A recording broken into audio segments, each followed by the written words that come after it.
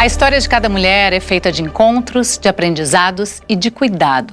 O cuidado que oferecemos umas às outras, o acolhimento que encontramos na troca, na conversa e no conhecimento. A vida nos ensina que estarmos atentas ao nosso corpo é um ato de amor. Nem sempre conseguimos perceber os sinais que ele nos dá, mas sabemos que pequenos gestos, simples atitudes podem fazer toda a diferença. E é por isso que estamos aqui, nesse Março Lilás, o mês da prevenção do câncer de colo do útero, para falar sobre escolhas, sobre caminhos que nos fortalecem, sobre a importância de estarmos informadas e conectadas com o que nos faz bem. E para esse bate-papo tão especial, eu tenho aqui mulheres incríveis. Ela que já tirou tantas das nossas dúvidas sobre os tabus da sexualidade, a sexóloga e psicóloga Laura Miller. A maravilhosa Mari Krieger, influenciadora que encontrou uma linguagem única para desvendar fake news sobre saúde. E Mirelle Moschella, apresentadora, jornalista, apaixonada por esporte, corredora e vencedora na vida e na luta contra o câncer de colo do útero. Hoje, a Mirelle compartilha sua história para inspirar outras mulheres a se cuidarem. Mirelle, conta pra gente como é que foi quando você percebeu que algo estava errado no seu corpo. Olha só, primeiro um prazer estar aqui com vocês, pra gente bater esse papo, levar informação de qualidade para todo mundo. Pois é, Fernanda, eu sempre tive essa ideia, né, que levava realmente uma vida saudável e de fato sempre levei. Me alimentava muito bem, sempre ali em movimento, trabalhando bastante, correndo, fazendo minha bike. Nunca deixei minha saúde de lado e nunca pensei que um dia eu estaria aqui contando essa história. Foi em 2020, no meio da pandemia. Eu estava há 2 anos sem ir no ginecologista, minha última vez tinha sido em 2018, eu tinha pulado, né, esses 2 anos, e aí meu corpo ele começou a realmente dar sinais. Foi um sangramento prolongado, uma hemorragia que eu tive fora de hora, uma sensação muito estranha, né? Eu imaginei naquele momento que fosse uma menstruação desregulada, mas ela demorou 11 dias, então eu já sabia ali que alguma coisa realmente estava dando errado. E aí sim veio o diagnóstico de um câncer no colo do útero. E aquilo para mim foi completamente inesperado. Poxa, eu lamento muito você receber um diagnóstico em plena pandemia, né? Todo mundo já abalado com a situação da pandemia. Então, eu queria te perguntar, assim, como é que foi iniciar um tratamento nesse cenário? A palavra certa, meninas, foi assim, desafiador. Porque enquanto todo mundo, né, fugia do hospital, eu estava entrando no hospital. Então, o primeiro passo para mim foi a cirurgia, porque até então eu não sabia o rastreio desse câncer, eu não sabia se ele era pequeno, mas eu sabia que era um câncer muito perigoso ali. Então, eu fiz a esterectomia total, que foi a retirada do colo do útero e também do útero. Depois eu tive que fazer radioterapia, aí sim eu tive que fazer mais quimioterapia. Na minha primeira sessão, os meus cabelos já estavam caindo, assim. Obrigada pelo teu depoimento, né, muito profundo. E eu tenho certeza que muitas mulheres se enxergam na tua história.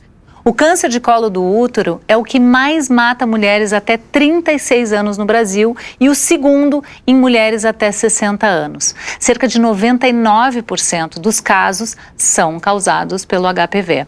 E esses números, eles se replicam no mundo, tanto que a OMS criou um protocolo que envolve os 3 pilares: vacinação como prevenção primária, aliado a exames de rotina e tratamento de lesões pré-cancerígenas. E nesse Março Lilás, o mês de prevenção ao câncer de colo do útero, eu convido você para vir com a gente olhar para a sua saúde. Por isso que eu entrei nessa causa como embaixadora e eu quero ajudar mais mulheres a terem informação de verdade, porque quando se trata do corpo feminino, o que não falta, né, minha gente, é tabu, não é, Laura? Então, Fernanda, a gente já avançou muito quando falamos sobre cuidados com a saúde feminina.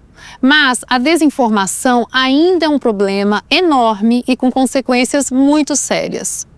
Quando a gente não tem acesso à informação correta, de qualidade, a prevenção falha e a saúde sofre. Informação errada é o que não falta por aí. Mari, aliás, você tem ido na academia? Então, tenho. E tem um lugar que tem fake news, é a academia, né? Conta mais. Tem em todo lugar, mas assim, chegou até mim o vídeo da galera falando que tava pegando HPV na academia, né? Como se isso fosse possível. E daí eu tive que fazer um vídeo, né, explicando pras pessoas. Não tem como pegar HPV na academia. Nem HPV, nem nenhuma IST. A menos que você use o equipamento da academia pelada, logo depois que outra pessoa também pelada e infectada usou, não vai acontecer nada. Não tem como isso acontecer, né? O uso da academia é seguro, a gente deve estar fazendo atividade física, né? Isso é muito importante. Então a gente tem que focar na prevenção da forma que ela tem que ser feita, né? Existe um motivo porque as ISTs se chamam ISTs, né? Infecções sexualmente transmissíveis. Não transmissíveis na academia. Exatamente, a menos que você esteja fazendo outra coisa na academia. Pois é! Né? Então, o que eu costumo dizer é isso, a gente tem que se focar nessa prevenção, na vacinação, no uso da camisinha, nos exames de rotina. Então, gente, não tem como pegar HPV no colchonete, no aparelho da academia, no vaso sanitário. Sabe o que é pior? A pessoa que tem pavor de encostar no aparelho da academia é a mesma que acha que só porque está num relacionamento estável não precisa se preocupar com HPV. Como se o vírus olhasse o dedo da aliança e falasse: ih, casou, vou procurar outra, né? Não, e mais do que ninguém, a Laura já deve ter ouvido muita coisa, né? Muita coisa. Outro dia, numa palestra, uma menina veio falar comigo, no final, super angustiada. Ela me contou que estava num relacionamento monogâmico, namorando há anos e mesmo assim tinha acabado de ser diagnosticada com HPV. Ela estava desesperada. Laura, como isso aconteceu comigo, eu fui traída pelo meu namorado de anos? Essa era a pergunta. Então veio o medo real da menina. E essa crença de que estar num relacionamento fechado significa estar imune ao HPV é um dos grandes problemas. Mas, Laura, por que você acha que tem essa vergonha toda de falar de sexualidade, de HPV, né? Você não acha que isso atrapalha ainda mais o diagnóstico e a prevenção? Com certeza, Fernanda. O HPV é super comum, mas muita gente evita falar sobre ele porque ainda existe esse peso cultural em torno das infecções sexualmente transmissíveis. Muita gente tem vergonha de contar que teve ou acha que só acontece com quem tem muitos parceiros, quando na verdade as pessoas não têm como saber como é que foi que cada uma pegou, de quem pegou, por que você pode estar com HPV há anos e ele não se manifestar. Mas essa ideia de que eu já tive HPV, então eu tô imune? Ai, gente, essa história de imunidade automática, ela não existe, né? Não é assim que o corpo funciona. O HPV tem mais de 200 tipos, então não dá para contar com a sorte ou com a memória do vírus, né? E olha, qualquer pessoa pode pegar HPV. Não importa se você teve 1, 2 ou 10 parceiros na vida, o vírus não escolhe por status de relacionamento, idade ou estilo de vida, né? Por isso a prevenção não é só um papo para algumas pessoas, é para todo mundo. Porque o HPV é um vírus muito mais comum do que a gente imagina. Ele é sorrateiro, pode ficar anos no nosso corpo sem dar nenhum sinal e aparecer relacionado a quê? A um câncer. E essa é a gravidade, né? Então, não é só um problema individual. Estamos falando de algo que afeta milhares de pessoas todos os anos. A gente precisa levar esse assunto muito, muito, muito a sério. Olha, eu confesso aqui para vocês que eu tô aprendendo muito hoje aqui com vocês. E olha como é essencial a gente ter essas conversas entre amigas, né, com os nossos filhos. Eu já ouvi de muitos pais que evitam falar sobre isso com os filhos, achando que vão incentivar o início da vida sexual mais cedo. São coisas assim absurdas que a gente ouve, né? Mas será que a gente não está justamente deixando os jovens vulneráveis por falta de informação? Exatamente, Fernanda. Então, prevenção é para todo mundo, para qualquer gênero, qualquer forma de viver a sexualidade. Se eu pudesse hoje voltar no tempo, eu sem dúvida teria me vacinado, teria assim me protegido antes, porque ninguém deveria passar pelo que eu passei. Hoje a minha missão é falar sobre isso para que outras mulheres saibam que existe um caminho de prevenção. Se informem, conversem, gente, com os seus médicos e tomem essa decisão pensando no futuro de vocês. Laura, se tu puder aconselhar as pessoas que estão nos ouvindo agora, o que você falaria nesse Março Lilás tão importante? O principal, né, é que cada pessoa, cada mulher, cada pessoa se coloque como prioridade. A gente vive cuidando de tudo e de todo mundo, mas a nossa saúde também precisa estar no topo da lista.